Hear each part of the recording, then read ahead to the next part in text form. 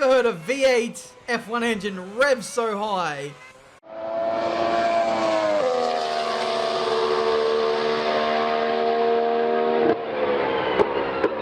Quick disclaimer, the quality in this video is going to be absolutely atrocious. What is up, guys? And welcome to a video that I have actually never made. Today, I am going to be taking a trip down memory lane, and we are going to look at some of my first league races ever.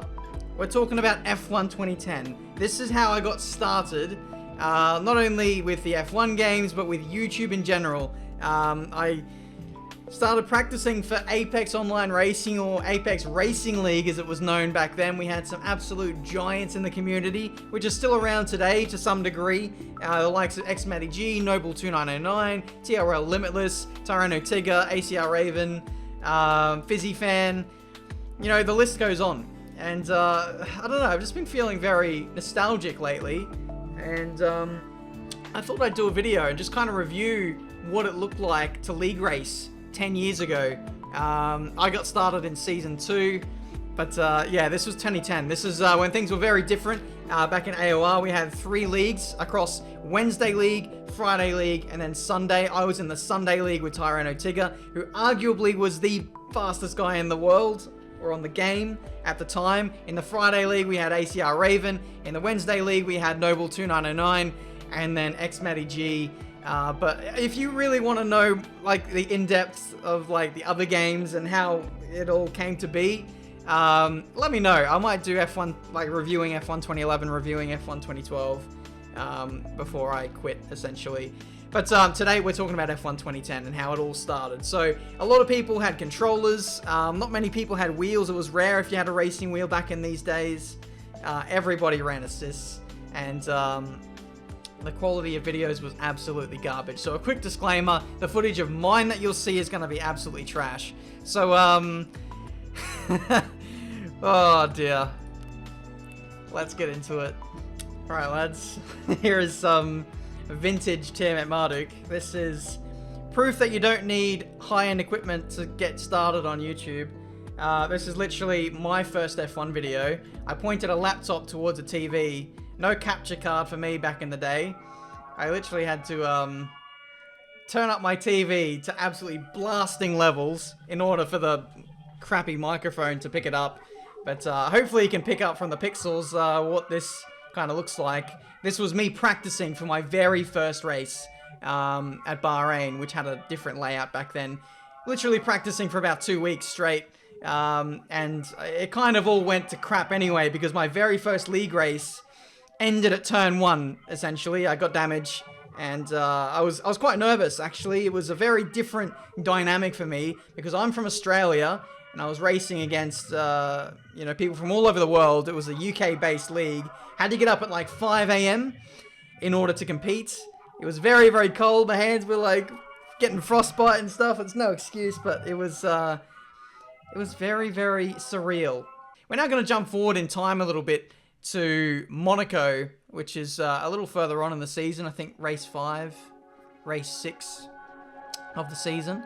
And this is called What Not to Do in Monaco qualifying. So here I am on my pad with pretty much all assists on. I think I was running automatic gears. Oh, back in the day in these league races as well, I wasn't listening to the engine, the game audio. I was playing music on my iPod. That's worth mentioning. But anyway, I'm in pole position. I'm coming through. You might have missed what actually happened. We're gonna go back in time a little bit. So I'm on a good lap. Oh, I'm about to start a lap. But you might notice there's something wrong with the bollard here at the apex of the final chicane. We run over that, and it actually gives us a double puncture on the left-hand side. You definitely couldn't run over partially broken bollards back in the day. So that was that. But, you know, your boy Tiametmarduk, he was fast. Provisional pole at Monaco in my debut season of league racing. We're now going to move on to what a pro looks like. That being Tyranno Tigger. So his footage is obviously a lot better looking. And he's a much faster driver than me at this point, and every point in my career. So, yeah, if I've mentioned already, Tyranno Tigger was an absolute giant in league racing back in the day. I would arguably say he was the fastest guy in the world on this game. Certainly in a league racing or a race format, Tigger was ultra fast, really good at qualifying, and he reminded me of Sebastian Vettel back in the day. He would always, you know, get out into the lead and just romp away. He was untouchable for many people, even Noble. I mean, Noble was just getting started about halfway through this season, but he was in a different league. He was in the Wednesday league. But anyway, we're running through here. Just even by today's standards, this is a great lap around Monaco. He is on the wheel, which certainly helps, having that full lock rotation. There was a bit of a disadvantage to running on the pad because you couldn't do the quick change of direction, and the pad actually couldn't turn as much at high speed sometimes, like at Silverstone and Spa. It was a massive discrepancy. But Tigger absolutely obliterated my time, I think by a second, and I'm lining up here on the second row of the grid, P3 in the Sauber. I was actually technically kind of a wild card in this season, and I'll talk about that maybe a little bit later if we have a bit of a dull moment. But here we go for Monaco. I think my 5th race ever in league racing, and this was a really good race, which you will find out in a moment. But yeah, Tigger was an absolute boss back in the day.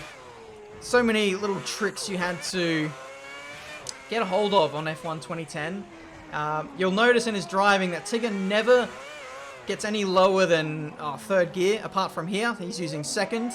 Now the reason why you would do that is because on F1 2010, whenever you shift up, you would actually lose a little bit of momentum, and so it was actually faster to bog down a little bit in the initial exit phase of a corner, but you gain that back whenever, you know, other people would have to shift up. So it's just faster to just hold a higher gear, and not many people knew this until a decent way into the season.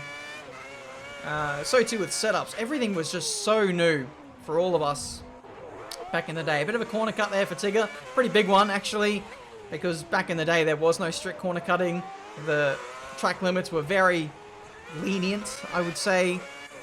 But he's got himself a decent lead so far. I'm in P3, and eventually I get thrusted into the lead of the Grand Prix. But we'll cross that path when we get there. So far, so good for Tigger. He's pulling away like he always does, trying to build out that lead. That's a corner cut, even by today's standards, or even by old standards. There's a bit of a wobble there as he goes through to back. There was a nasty bump through there. His final chicane is a lot tighter back in the day. Tigger gets caught up on a bollard, which understeers him into the wall. Big Shot hits Tigger, damages his front wing, and then Tiametmarduk slides on through, squeezing him out to the wall to lead the Monaco Grand Prix. So let's just pause right here. Me, a novice, 4-5 races into my league racing career, I find myself in a very ominous position. Tyranno Tigger has damage. Big Shot player, absolutely rapid guy, has damage. Looks like there's a spin there involving Deformed Cathead and I think Hot Shot, who was the defending champion of Season 1. This is Season 2, which I got involved in. And I have a potential to win a league race.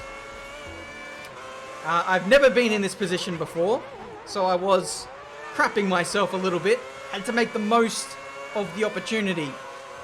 But despite Tigger's front wing damage, he was still incredibly fast. You might notice he's upping the downforce. That was a thing you could do back on F1 2010. You were allowed 2 wing changes. You could bring the front wing angle up and then down, and you would adjust that accordingly for technical or high speed parts of the track where you need downforce. But yeah, I'm holding my own just about here. I think if I don't make a mistake, I should be able to stay in front of Tigger. One area where he was really fast was into this chicane. Nice wheel. Nice corner cut. He's got to be getting a penalty sometime. He's already got a massive run on me into back. but we managed to fight him off. I don't know if it's this lap. I think it might be this lap. We come into the chicane, and yep. What was that? Oh. I don't know what it is. I think it might have been an auto spin curb from what I can remember. So I've touched just the curb there, and it's just kind of set me in a spin. Now, what Tigger sees where my car is placed isn't exactly where it was for me on my screen. I actually mounted that curb, and it sent me into a bit of a spin, touched the outside wall, and then it's thrown me into the barrier. And I've just thrown away potentially my first league race win in my career. Fun fact, I never won a league race, despite doing it for 3 years. From F1 2010 to 2012, I think it spanned about 5 or 6 seasons. Never won. Could have won in my first season, if I would have held it together. P5 it is, and the BMW Sauber. Okay, so the reason I was meant to be in the Force India for this season, there was actually a glitch with the Force India when you came into the pit lane to do a pit stop. It would slow you down to about 10 or 15 miles an hour, and you'd end up losing about 10 seconds in the pit lane. So I was kind of a wild card in the sense of I could choose any available car that was available any given week. And most of the time, I was lucky to get a different car because there was only, I think, 12 spots available. Or, yeah, 12 spots. You couldn't have a teammate, and online was limited to 12 players, and most people turned up. So, yeah, that was a big rip when I had to actually get in the Force India. Ooh, we have a clip of Istanbul. This is called How Not to Race. Again, apologies about the quality, but y'all are just going to have to put up with it. Nice laptop webcam. First lap of the race, I'm in a podium position. So again, it seems to be a case of just bottling things. I don't know. I just don't know. I was defending from the car behind, and then I go in very late, and I take out the defending champion. Can't even hear the game. Oh, no. But you can hear me saying, oh no. I believe I got a fat penalty for that as well. This is now Canada. I believe I uploaded this video for a steward's inquiry. Same too with that Istanbul one. I think that was for a steward's inquiry. Let's see what cracks off here. I mean, it's been an okay start. P4. I've avoided Tigger, who's been spun out. That was a rare occasion where Tigger didn't run away with a race. I think he actually had many incidents in this race. Oh. Yikes. Oh, there's me squeezing off Zeratos, and then Zeratos squeezing me off in retaliation. Me and him had a big rivalry back in the day. But we run now into this corner. I think I take somebody out here if I do remember. Dive bomb into the chicane. This is not an overtaking area, but I barged him out the way and moved myself up in a P7. He's still there, actually. And that was it. Okay. I think I got sent to the stewards for that. Everybody was, well, everybody sent everybody to the stewards back then. Moving on a little later on in the season, we now move to the German Grand Prix. Tigger is in a pretty ominous position of P8. He manages to pull out a pole position winning lap time right at the end of the session. So Tigger coming in clutch once again. My starting position for this race is not great. But I think with some strategy, I find myself in a good position later on. I think I might have started on the Prime tyre, which is the harder compound. For reference, all of the pit stops back in this era of league racing were all one-stops. You really had to go into the depths of a 100% race in order to get more than a one-stop strategy being the fastest way to go about your business. Things were very, very weird back in these days. One thing you didn't have available to you is your fuel burn, or an MFD. You basically had to do practice during the week to find out how much you could get away with without running out of fuel. So you had to do practice races to see how much rich fuel mixture you could use. if you were unpracticed, you would either run out of fuel or you wouldn't use up enough fuel to get you, to be competitive, I guess. So, yeah, very different times. Tire wear as well was completely scripted, I think. I don't think there was any element of your driving or driving conservation really affecting things. I don't think. I could be wrong. But that's at least what my understanding was back then. So now things are starting to happen. The rain is hitting.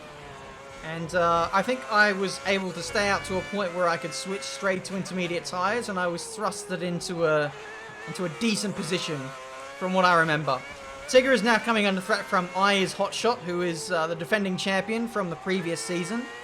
And you can see his front left tyre is red, so he is diving into the pit lane for a set of dry tyres. He's going to primes, actually. When the tyres went red on F1 2010, you wouldn't believe the amount of understeer you would get. This game and this handling model was already understeery enough as what it is, let alone when the tyres go red in terms of tyre wear. Here we go, we're finally seeing some actual battling. Tigger is being put under pressure from Grey Fox, who hasn't stopped yet. He's on the prime tyre, so am I, that's why I'm in P4 now. And yeah, Tigger just trying to get past him if he can. The lag was pretty much non-existent on this game. I still maintain that F1 2010 is one of the best games for online racing. I feel like Cody's have nailed it down now with the lag, but for many years, F1 2011, F1 2012, 2013, 14 were all quite bad with lag and stuff, and it's only got good recently. We're now getting to the point where I think it's time for intermediate tyres, and it looks like he's diving it in now. Now, back in this day, there was no warning. Jeff really didn't tell you much about what was happening in terms of weather. There was no DRS enabled, disabled. That was the big clue. You kind of just had to go on by feel and how much droplets were on the screen. So Slipstream not really doing much there. Tigger having to bide his time. I don't know if this guy... Yeah, this guy does have option tyres on. So he's actually doing quite well to hold on, despite how wet the track actually is. Lap 16. Tigger is catching up to me, and I'm absolutely dying on my dry tyres. I had to brake really early there, and then I actually got lag bubbled a little bit there into the gravel trap. So that really set me back a little bit in the race. Cheers, Tigger. Oh dear. Big moment there.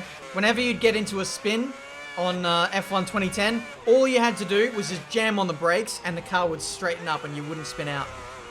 This was especially prominent if you were running with no assist, so like ABS off.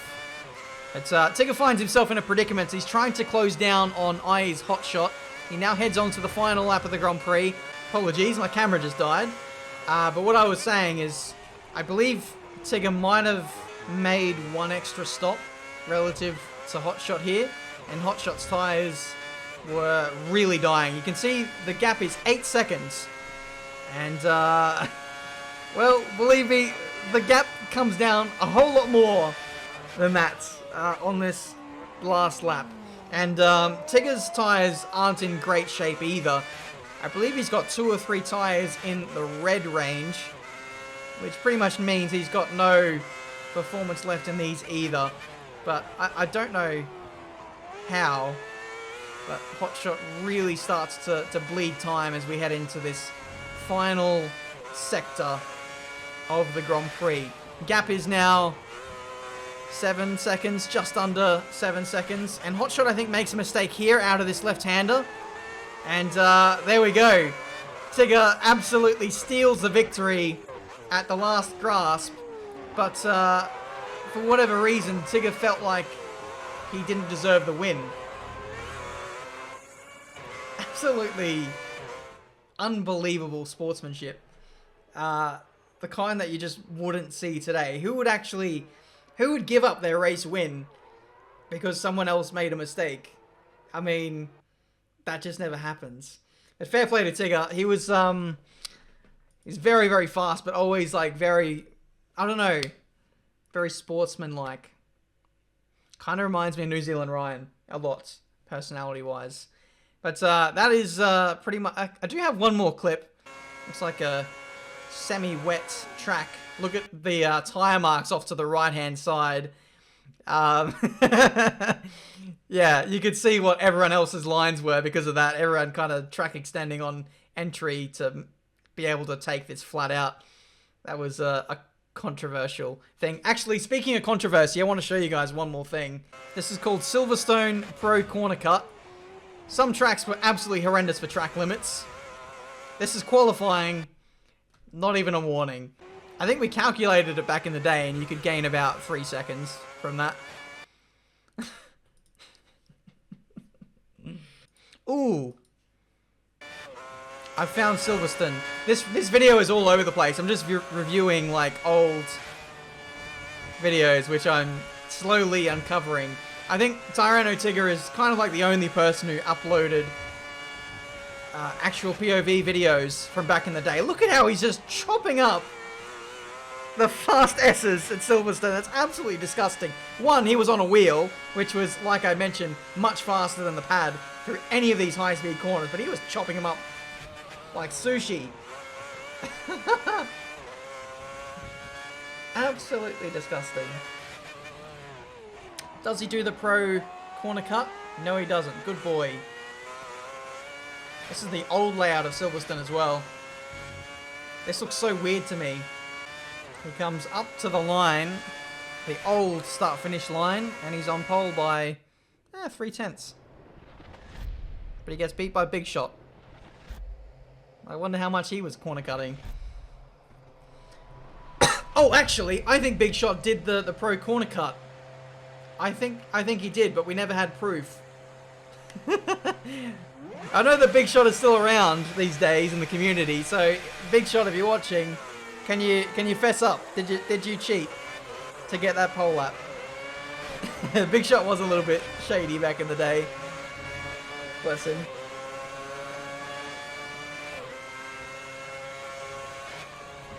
Side by side. Look at that full lock action on F1 2010. Big Shot is on the prime tyres.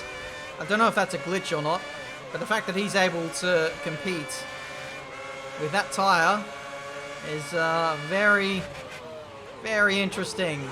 Side by side. This is the racing we actually want to see on F1 2010. You guys wanted to see what league racing was like. Here it is in all of its glory. You couldn't throw the car into the corner too fast there, otherwise it would spin out.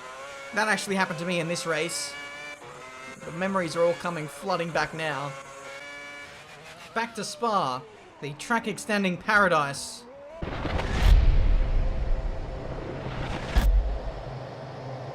I love these cutscenes, man.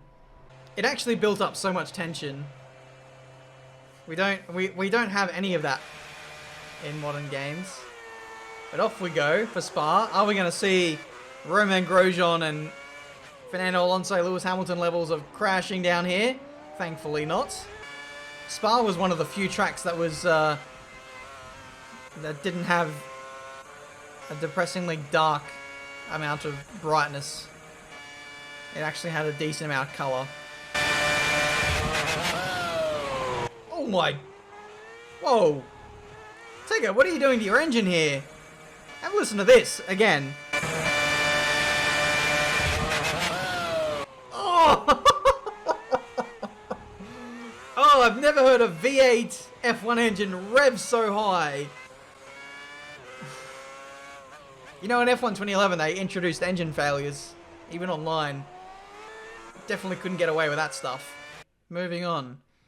I want to show you guys one final video. This is from, what's his name? AOR Fizzy. You guys should know who AOR Fizzy is. He is the founder of Apex Online Racing, as it's known now. And this is probably one of my favorite, like, ever videos of an F1 game. This is Fizzy fighting for the victory of a championship, his maiden championship. This is Season 1 of Apex Online Racing. And he's battling away with ACR Raven. and I believe X Shuffle. But the rival for Fizzy here is X Shuffle. Fizzy basically needs to win the race under the current circumstances, and Shuffle must stay in third. If Fizzy gets second place in this race, he'll be tied on points, or 1 point behind, or something like that. I think he might be tied on points if he gets second, so he can't afford that because Shuffle actually has more race victories. Now, the reason why you can't hear any game sound is because Fizzy did stick some music of his own over the top of this. This is one of the videos which kind of got me into league racing, is Fizzy fans videos from back in the day. So at this point in the race, there's about 3 laps to go. Fizzy has it all under control, and Raven, the new hotshot into the leagues, is really putting him under pressure. Raven, I think, at some point discovered that there was some really good setups. I think it was like, if you put the rear suspension onto one, it was always seen as a bit of a glitch setup, but I don't think there was anything wrong with it. It made you a little bit faster in a straight line and gave you better exits and stuff, and Raven unlocked some little secrets to setups, and that gave him a massive advantage, I think, at this kind of point in the game's cycle. So you can see here Fizzy loses the lead. He briefly regains it again as Raven makes a couple of uncharacteristic mistakes there, and they're fighting side by side. You could only imagine the nerves as this is the season finale. You've been battling for 6 months in order to win a championship, and it all comes down to the final race, the final few laps, and just keeping this guy at bay. All the while, Shuffle, your rival, is closing in P3. But looks like Fizzy is holding his own for the time being. He just needs to keep it together. You can see a little bit of a snap of oversteer through the triple chicane. Raven dives it up the inside into the third sector, and it looks like he's going to steal the lead of the race once again. However, it is not over. There's still one more lap. Unfortunately for Raven, unfortunately for Fizzy, there's no DRS, which is going to save him. So this is a little bit like Fernando Alonso in this very year, in this very race, stuck behind a Renault, which Fizzy is in. The comparisons are kind of crazy if you think about it. But anyway, here we are on the last lap of the Grand Prix. It literally all comes down to this. Fizzy really needs to get a nice punchy run out of the first sector and set himself up well on the 2 back straights in order to get himself back in the lead of this race and take his maiden championship in Friday League 1. So here we go. This is the decisive corner. The hairpin, trying to get a nice exit out of here. You've got to put it up into fast engine mode. Looks like Raven has got a really nice exit there. Nice one rear suspension. And Fizzy, at this point, is probably starting to panic a little bit. The desperation, you would have to say, is starting to creep in because he's running out of opportunities to get this lead back. Unfortunately for Raven, doesn't get a great exit out of the chicane, and now this is Fizzy's chance. Probably one of the last chances he has in order to win this race, win this championship. Here we go. Massive commitment required into the triple chicane. And it's Bottle Central.